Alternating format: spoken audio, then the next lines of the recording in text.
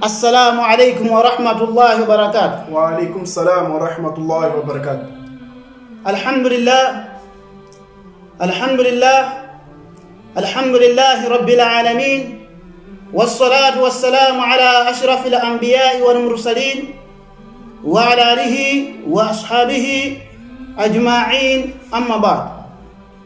Shoyambilira balango gonda Allah subhanahu wa ta'ala, timuyamikira Allah subhanahu wa ta'ala yemwe abangitsa inu ndine kuti timumaneso mu tsiku la lero lino.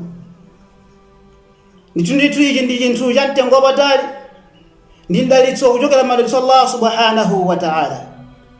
Ndithu madalitso omwe Allah subhanahu wa ta'ala watidalitsa tu inu ndine ndi ochuluka zedi. Tavani mmene Allah subhanahu wa ta'ala akuyankhulira mu Qur'ani yolemekezeka kunena kuti wa in ta'uddu ni'matallahi la tuhsuha, kunena kuti munati mwawerenge madalitso Allah subhanahu wa ta'ala, mwayike pasikelo madalitso Allah subhanahu wa ta'ala, la tuhsuha, simungakwanitse tu kwawerenga. Yani madalitso Allah subhanahu wa ta'ala womwe watidalitsa tu ife anthu akhulupirira, womwe watidalitsa ife anthu asilamu ndi ochuluka zedi. Ena madalitso Allah subhanahu wa ta'ala ndionekera, ena madalitso Allah subhanahu wa ta'ala ndiobisika tu kwa ife sitingatheso kuganiza kunena kuti awa ndi madalitso Allah subhanahu wa ta'ala.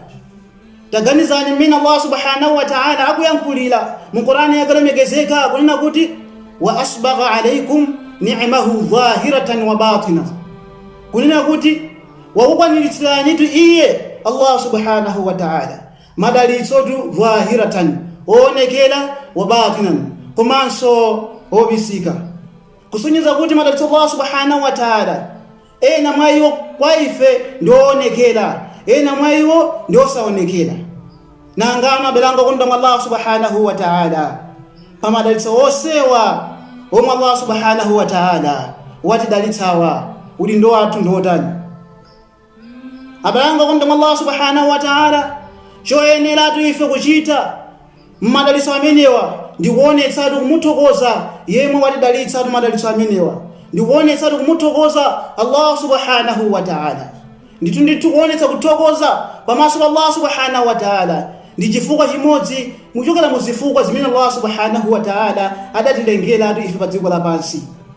Ndiye ngati iwe Msilamu wokhulupirira wabwino ukuyenera tu kuonetsa kuthokoza kwa Allah subhanahu wa ta'ala, chifukwa tizimanena kuti falimu'minu min sha'nihi, kuti kuchokera mu chizindikiro cha munthu wokhulupirira ayyakuna shakuran saburan, akuyenera tu kukhala tu othokoza, komanso akuyenera kukhala opirira, yani othokoza mukena kalikonse Allah subhanahu wa ta'ala wakudalitsa, komanso opirira mu vuto lina lilonse laling'ono lalikulu limene Allah subhanahu wa ta'ala wakupasa iwe.